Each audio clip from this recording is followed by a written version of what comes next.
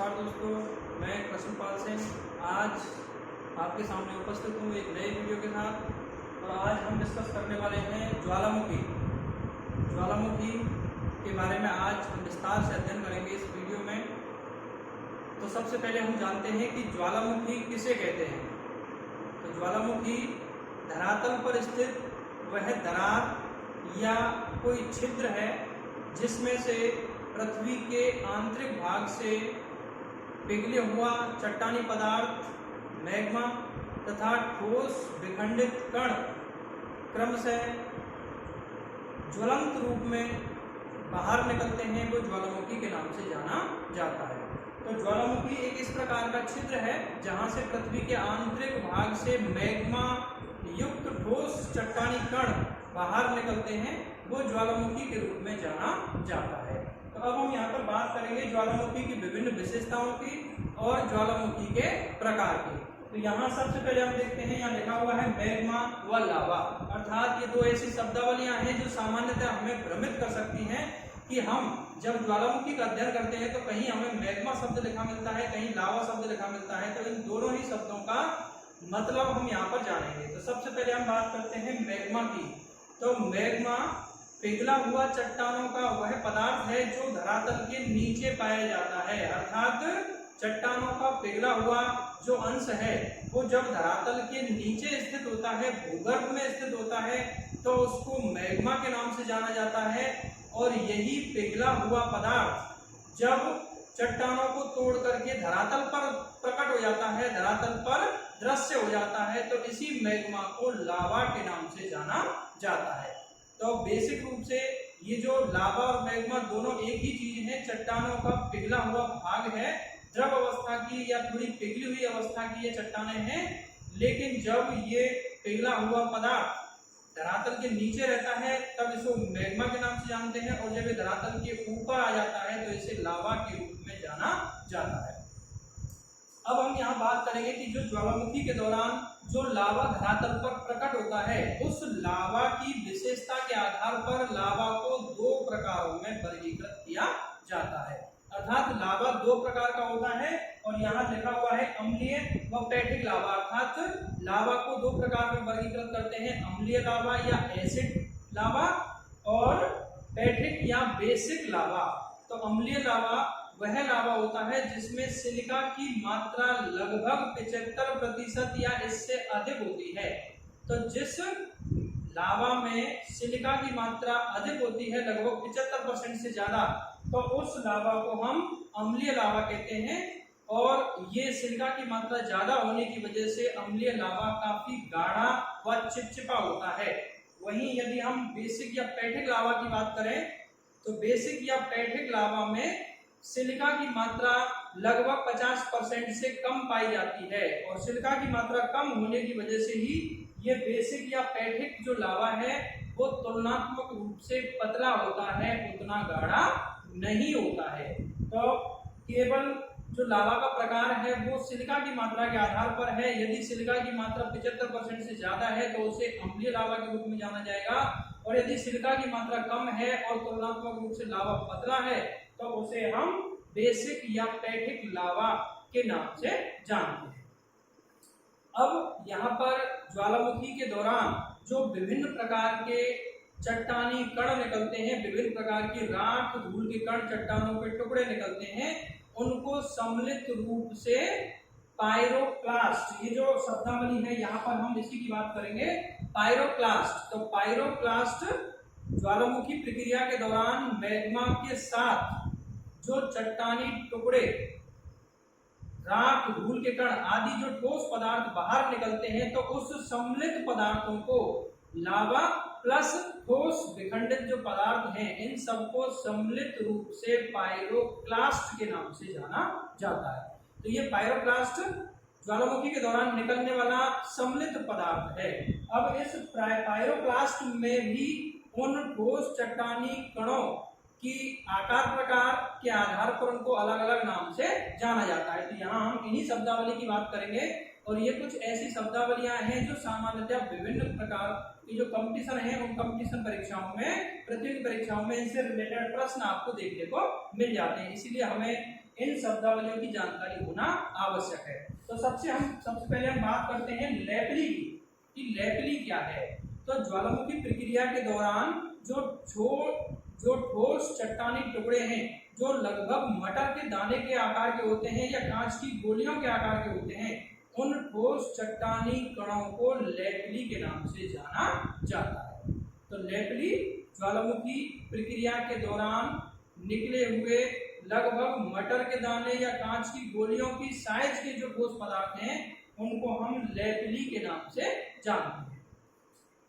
अब हम बात करेंगे प्यूमिस क्या है। प्यूमिस, तो प्यूमिस जो है, जब लावा उत्पन्न होता है तो उसमें बहुत सारे प्रकार का गैसीय पदार्थ होता है, तो उस लावा में झाग बन जाते हैं और उन लावा के झागों से जो चट्टानी टुकड़े बनते हैं वो तुलनात्मक रूप से छिद्रदार और काफी हल्के होते हैं।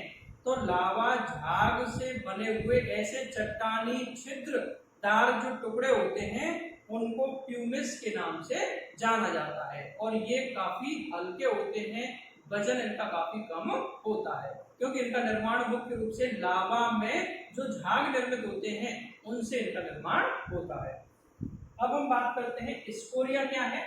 तो स्कोरिया भी ज्वालामुखी प्रक्रिया के दौरान निकले हुए ठोस नुकीले कण हैं। ठोस नुकीले छोटे आकार के जो कण होते हैं उनको स्कोरिया के नाम से जाना जाता है। फिर अगला शब्द आ रहा है ब्रेसिया, कि ब्रेसिया क्या है। तो ब्रेसिया कई जो स्कोरिया होते हैं अर्थात छोटे नुकीले आकार के जो कण हैं जब वो आपस में संयुक्त हो जाते हैं, अर्थात ये स्कोरिया, कई स्कोरिया जब आपस में संयुक्त हो जाते हैं तो एक बड़े आकार का नुकीला पदार्थ बन जाता है, बड़े आकार का नुकीला चट्टानी टुकड़ा बन जाता है और इस प्रकार के बड़े आकार के नुकीले चट्टानी टुकड़े को ब्रेसिया के नाम से जाना जाता है। अब हम बात करेंगे आगे टफ की, कि ज्वालामुखी टफ क्या है, टफ किसे कहते हैं। तो जो ज्वालामुखी प्रक्रिया के दौरान जो लावा निकलता है और लावा के साथ जो ठोस पदार्थ होते हैं तो ये सम्मिलित रूप से निकलते हैं और ये सब धीरे धीरे समय के अनुसार जब ठंडे हो जाते हैं तो इस ज्वालामुखी पदार्थ के ठंडे होने से बनी जो चट्टानें होती हैं उन चट्टानों को टफ के नाम से जाना जाता है। तो टफ क्या है, ज्वालामुखी पदार्थों के ठंडे होने से बनी हुई चट्टानों को ही टफ के नाम से जाना जाता है। तो ये ज्वालामुखी पदार्थों से रिलेटेड कुछ शब्दावलियां थी। अब आगे हम बात करेंगे ज्वालामुखी के प्रकार की, कि ज्वालामुखी कितने प्रकार के होते हैं। तो यहाँ ज्वालामुखी का जो वर्गीकरण है वो दो आधारों पर दिया जा रहा है। यहाँ आप देख सकते हैं पहले लिखा हुआ है उद्गार की प्रवृत्ति के आधार पर ज्वालामुखी के प्रकार, अर्थात उद्गार किस प्रकार का है। तो उद्गार के प्रकार या उद्गार की प्रवृत्ति के आधार पर ज्वालामुखी को प्रमुख रूप से दो वर्गों में बांटा जाता है। यहाँ लिखा हुआ है आप देख सकते हैं। तो वो दो जो प्रकार है उसमें नंबर 1 है केंद्रीय उद्गार वाले ज्वालामुखी और नंबर 2 है दरारी उद्गार वाले ज्वालामुखी। तो केंद्रीय उद्गार व दूसरा दरारी उद्गार वाले ज्वालामुखी, ये उद्गार की प्रवृत्ति के आधार पर है। तो सबसे पहले हम बात करेंगे केंद्रीय उद्गार वाले ज्वालामुखी। हम इसका अर्थ समझते हैं कि केंद्रीय उद्गार वाले ज्वालामुखी का मतलब है कि ऐसे ज्वालामुखी जिसमें पृथ्वी के आंतरिक भाग से जो ज्वालामुखी पदार्थ है, जो मैग्मा और ठोस विखंडित कण हैं, वो एक छिद्र के माध्यम से धरातल पर उत्पन्न होते हैं, एक केंद्रीय मुख के माध्यम से धरातल पर उत्पन्न होते हैं, वो केंद्रीय उद्गार वाले ज्वालामुखी कहे जाते हैं। और चूंकि इसमें नीचे का जो पदार्थ है मैग्मा युक्त जो ठोस विखंडित कण है वो एक छोटे छिद्र या एक छोटे मुख के माध्यम से बाहर निकलते हैं, इसीलिए केंद्रीय उद्गार जब ज्वालामुखी का होता है तो ये विस्फोटक प्रवृत्ति का होता है और इसमें हल्के से लेकर के काफी भयंकर तक विस्फोट हो सकता है। तो ये केंद्रीय उद्गार वाले ज्वालामुखी है और विस्फोट की मात्रा के आधार पर कि कौन सा ज्वालामुखी कितना विस्फोटक है और इस विस्फोटक होने की मात्रा के आधार पर ही हम केंद्रीय प्रकार की जो ज्वालामुखी हैं, केंद्रीय उद्गार वाले जो ज्वालामुखी हैं, उनको भी यहाँ 5 प्रकारों में वर्गीकृत किया गया है। तो जो केंद्रीय उद्गार वाले ज्वालामुखी हैं, विस्फोट की मात्रा के आधार पर यहाँ इनको 5 प्रकारों में बांटा गया है। और ये 5 प्रकार आप देख सकते हैं। हवाई तुल्य ज्वालामुखी, दूसरा स्ट्रोम्बोली तुल्य ज्वालामुखी, तीसरा है वल्केनो तुल्य ज्वालामुखी, चौथा है पीलियन तुल्य ज्वालामुखी और पांचवा है वेसुवियस तुल्य ज्वालामुखी। अब हम एक एक करके इन पांचों ही प्रकार के जो ज्वालामुखी हैं इनकी विशेषताओं का थोड़ा अध्ययन यहाँ पर करते हैं।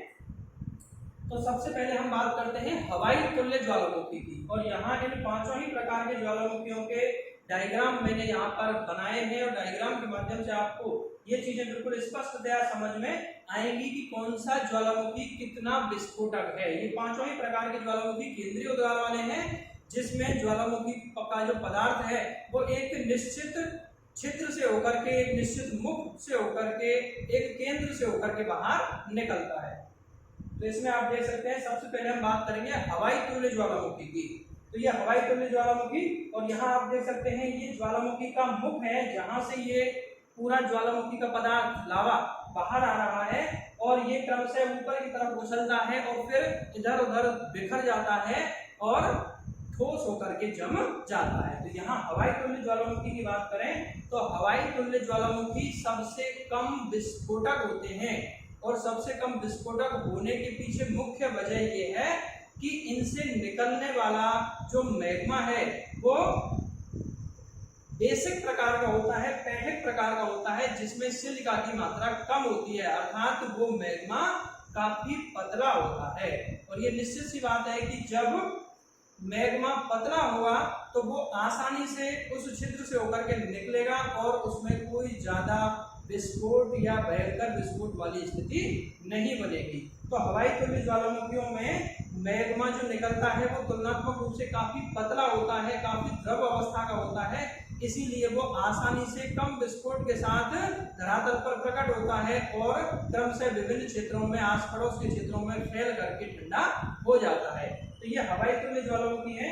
और हवाई तुल्य ज्वालामुखी का ये जो नामकरण है तो वो पूर्वी प्रशांत महासागर में उत्तरी अमेरिका के पश्चिम में जो हवाई द्वीप समूह स्थित हैं, उन हवाई द्वीप समूह के ज्वालामुखी, हवाई द्वीप समूह में इस प्रकार का ज्वालामुखी उद्गार होता है और उसी आधार पर इनको हवाई तुल्य ज्वालामुखी के नाम से जाना जाता है। तो इस प्रकार का बहुत कम विस्फोट वाला जो उद्गार है वो हवाई द्वीप समूह की ज्वालामुखियों में देखने को मिलता है, इसीलिए इसको हवाई तुल्य ज्वालामुखी कहा गया है। तो ये हवाई तुल्य ज्वालामुखी हुए।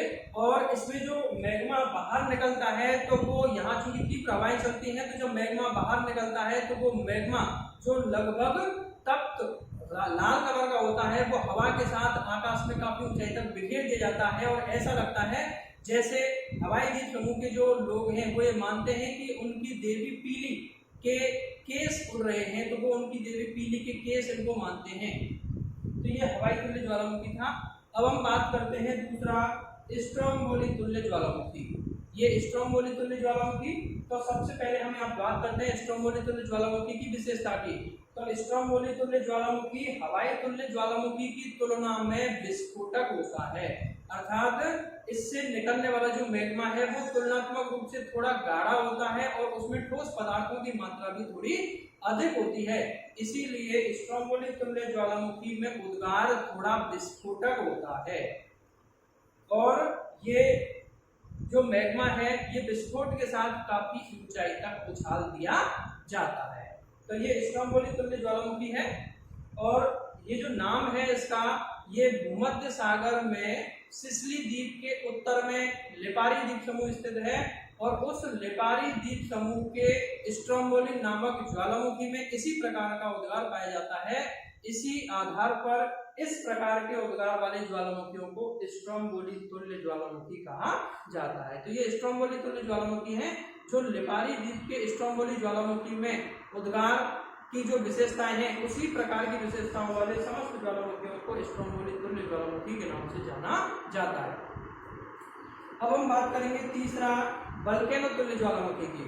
तो वल्केनो तुल्य ज्वालामुखी स्ट्रोम्बोली तुल्य ज्वालामुखी की तुलना में अधिक विस्फोटक होता है, इसमें विस्फोट की मात्रा और ज्यादा भयंकर होती है और वल्केनो तुल्य ज्वालामुखी में जो मैग्मा निकलता है उसमें ठोस विखंडित कण और गैसों की मात्रा अधिक होती है और लावा तुलनात्मक रूप से गाढ़ा होता है। इसीलिए जब ज्वालामुखी विस्फोट होता है तो अत्यधिक भयंकर विस्फोट के साथ में वो पदार्थ आसमान में फूल गोभी के आकार में बिखेर दिया जाता है, काफी ऊंचाई तक उछाल दिया जाता है। तो ये वल्केनो तुल्य ज्वालामुखी हैं जो काफी विस्फोटक प्रकार के होते हैं, काफी विनाशकारी विस्फोट इनमें होता है। और ये वल्केनो प्रकार का जो ज्वालामुखी है इसका नामकरण लिपारी द्वीप समूह में स्थित वल्केनो ज्वालामुखी में भी इसी प्रकार का विस्फोट होता है और उसी आधार पर इस प्रकार के ज्वालामुखियों को वल्केनो तुल्य ज्वालामुखी के नाम से जाना जाता है। तो ये वल्केनो तुल्य ज्वालामुखी हैं। अब आगे हम बात करते हैं चौथा पीलियन तुल्य ज्वालामुखी की।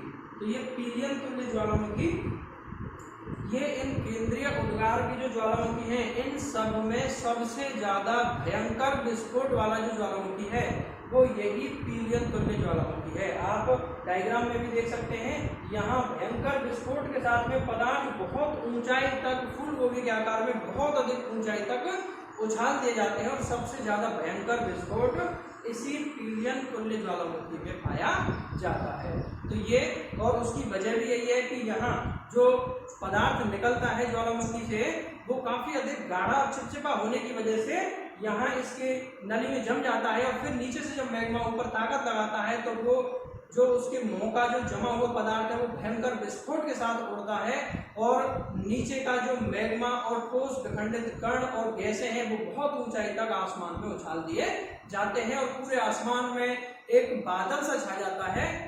और इस प्रकार के जो पदार्थ हैं वो फिर ऊंचाई पर उछलने के बाद में अवालांच की तरह नीचे की ओर गिरते हैं और ऐसा लगता है कि जो आग के बादल हैं वो क्रमशः जलता हुआ बादल है, जलता हुआ पदार्थ नीचे की तरफ आ रहा है और इसी वजह से इस जलते हुए पदार्थ को लुइस आर्डेंटे के नाम से भी जाना जाता है। ये एक शब्दावली है जो सामान्यतः कंपटीशन में पूछ ली जाती है कि लुइस आर्डेंटे किस प्रकार के ज्वालामुखियों में देखने को मिलते हैं। तो लुइस आर्डेंटे का हिंदी में मतलब है जलता हुआ बादल, अर्थात इसमें जो मैग्मा और ठोस विखंडित कण है वो आसमान में बहुत ऊंचाई तक उछाल दिए जाते हैं और फिर ऊंचाई से वो पदार्थ जब नीचे की ओर ढाल के सहारे आते हैं तो ऐसा लगता है कि जलता हुआ बादल, चूंकि वो बहुत अधिक गर्म और रक्त के रंग के जो है लाल रंग के होते हैं और ऐसा लगता है कि वो जलता हुआ बादल नीचे की तरफ लगातार आ रहा है, उसी को हम लुइस आर्डेंटे के नाम से जानते हैं। और इस प्रकार की विशेषता और इस प्रकार का भयंकर विस्फोट पीलियन तुल्य ज्वालामुखियों में देखने को मिलता है। अब हम इसकी बात करेंगे कि पीलियन तुल्य का नाम कैसे पड़ा। तो इस प्रकार का जो ज्वालामुखी विस्फोट है वो पश्चिमी द्वीप समूह, कैरिबियन सागर में जो पश्चिमी द्वीप समूह है उस पश्चिमी द्वीप समूह का मार्टिनिक द्वीप है और उस मार्टिनिक द्वीप में स्थित पीली नामक ज्वालामुखी है और पीली नामक ज्वालामुखी में इसी प्रकार की विशेषताओं वाला भयंकर विस्फोटक उद्गार होता है और उसी आधार पर इस प्रकार के भयंकर विस्फोटक उद्गार वाले ज्वालामुखियों को पीलियन तुल्य ज्वालामुखी के नाम से जाना जाता है। अब हम बात करते हैं अगला पांचवा वेसुवियस तुल्य ज्वालामुखी। और ये वेसुवियस तुल्य ज्वालामुखी ये पीलियन तुल्य ज्वालामुखी की तुलना में कम विस्फोटक होता है। हालांकि वल्केनो और अन्य जो 3 प्रकार के ज्वालामुखी हैं इनकी तुलना में ये अधिक विस्फोटक होता है, लेकिन पीलियन तुल्य ज्वालामुखी की तुलना में थोड़ा कम विस्फोटक होता है। और इस वेसुवियस तुल्य ज्वालामुखी में भी जो मैग्मा बाहर निकलता है वो काफी गाढ़ा और चिपचिपा होता है, इसीलिए इसमें भी मैग्मा काफी ऊंचाई तक विस्फोट के साथ उछाल दिया जाता है। और इस प्रकार का जो ज्वालामुखी है वो इटली के वेसुवियस ज्वालामुखी में इसी विशेषता वाला इसी प्रकार का विस्फोटक उद्गार होता है और इटली के वेसुवियस ज्वालामुखी के उद्गार की विशेषताओं के आधार पर ही इस प्रकार के ज्वालामुखियों को वेसुवियस तुल्य ज्वालामुखी के नाम से जाना जाता है। ये वेसुवियस तुल्य ज्वालामुखी, इसकी खोज सबसे पहले प्लिनी नामक एक विद्वान थे और उन प्लिनी नामक विद्वान ने इसकी खोज की, इसीलिए प्लिनी के नाम के आधार पर वेसुवियस तुल्य ज्वालामुखी को प्लिनियन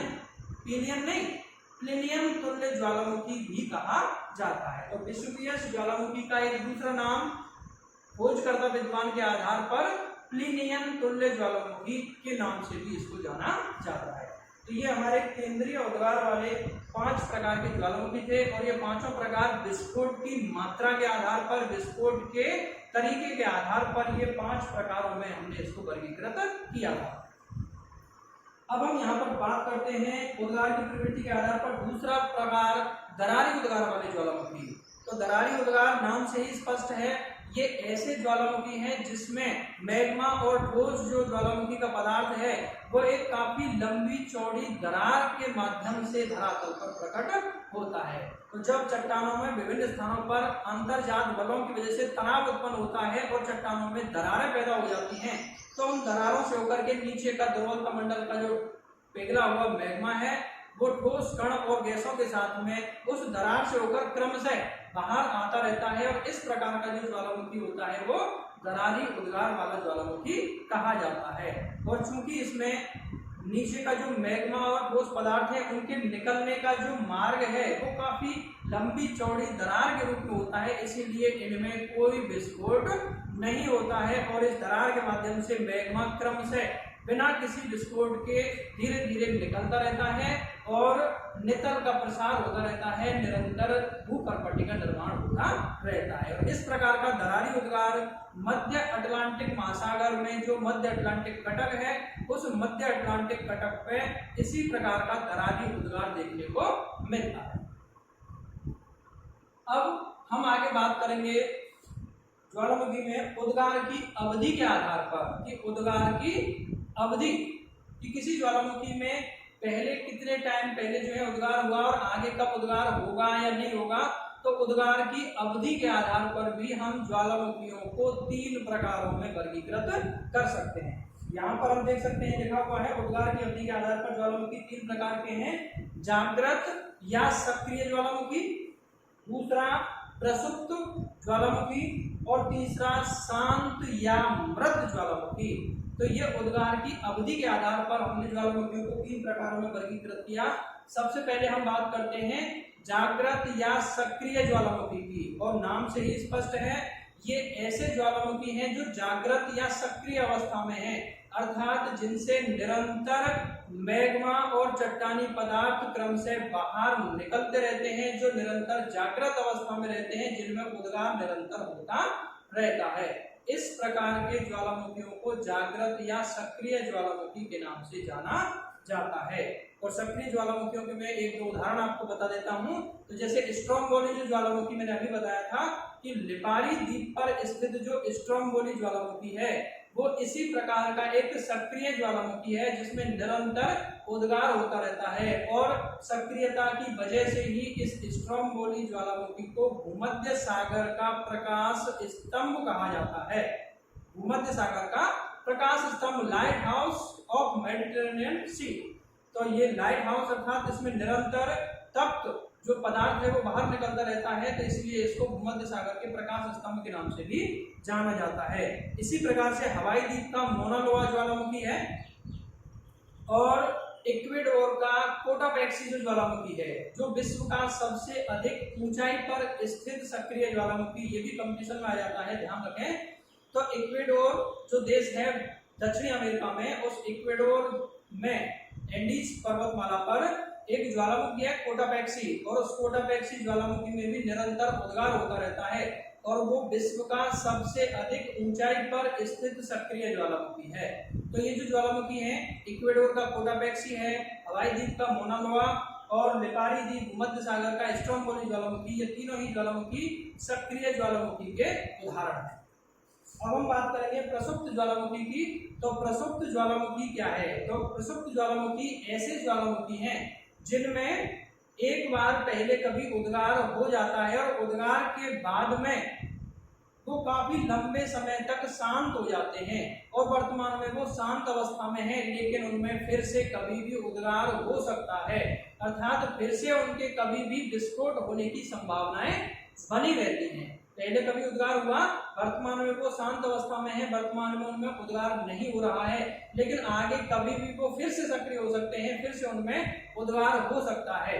तो ऐसे जो ज्वालामुखी हैं उनको प्रसुप्त या सोए हुए ज्वालामुखी के नाम से जाना जाता है। तो ये प्रसुप्त ज्वालामुखी हैं, और प्रसुप्त ज्वालामुखी के उदाहरण की यदि हम बात करें तो इटली का जो वेसुवियस ज्वालामुखी है, इटली का वेसुवियस जो अभी हमने इससे पहले पढ़ा था, तो इटली के वेसुवियस ज्वालामुखी भी एक प्रसुप्त प्रकार का ज्वालामुखी है, जहां पहले उद्गार हुआ और उसके बाद में पिछले काफी समय से वहां पर अब कोई उद्गार नहीं हुआ है। और ऐसे ही क्राकाटाओ का जो ज्वालामुखी है इंडोनेशिया में जावा द्वीप पर, तो उस क्राकाटाओ ज्वालामुखी में भी पहले 1883 में भयंकर विस्फोट हुआ था और उसके बाद में वो लगातार रूप से शांत है, अब उसमें कोई उद्गार नहीं हुआ है, लेकिन आगे उसमें उद्गार कभी भी हो सकता है। इसलिए इंडोनेशियाई द्वीप समूह का जो क्राकाटाओ ज्वालामुखी है वो भी प्रसुप्त प्रकार के ज्वालामुखियों में आता है। ऐसे ही जापान का फ्यूजियामा ज्वालामुखी जो बहुत प्रसिद्ध ज्वालामुखी है वो भी प्रसुप्त प्रकार का ही ज्वालामुखी है। तो ये प्रसुप्त प्रकार की ज्वालामुखी है। और तीसरा हम बात करेंगे शांत या मृत ज्वालामुखी की। नाम से ही स्पष्ट है, ये ऐसे ज्वालामुखी हैं जिनमें पहले कभी इतिहास काल में उद्गार हुआ और उसके बाद में उनके जो ज्वालामुखी का क्रेटर या कोल्डेरा है उसमें पानी भरने से झील वगैरह बन जाती है और अब आगे वहां ज्वालामुखी उद्गार के कोई संकेत या कोई संभावनाएं नहीं होती हैं। तो ऐसे ज्वालामुखियों को मृत या शांत ज्वालामुखी के नाम से जाना जाता है। और मृत या शांत ज्वालामुखियों के जो उदाहरण हैं उसमें म्यांमार का माउंट पोपा ज्वालामुखी है, म्यांमार का माउंट पोपा, और आपके ईरान का कोहे सुल्तान और देवबंद, ये जो ज्वालामुखी हैं ये मृत या शांत ज्वालामुखियों के उदाहरण हैं। तो इस प्रकार से ये हमारे विभिन्न ज्वालामुखियों के प्रकार थे। आशा करता हूं कि आपको आज ज्वालामुखी के बारे में काफी महत्वपूर्ण जानकारी सीखने को मिली होगी और मेरा ये वीडियो आपको पसंद आया होगा। इसीलिए अब आगे हम एक नए टॉपिक के साथ फिर से आपके सामने उपस्थित होंगे। धन्यवाद।